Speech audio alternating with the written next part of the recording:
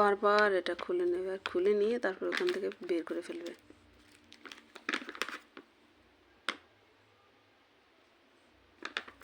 ওটা ফেলে দিয়ে আবার বার করবে।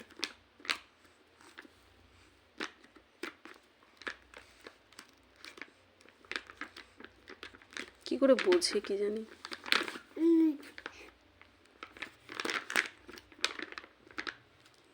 আর আরো বার করার চেষ্টা করছে।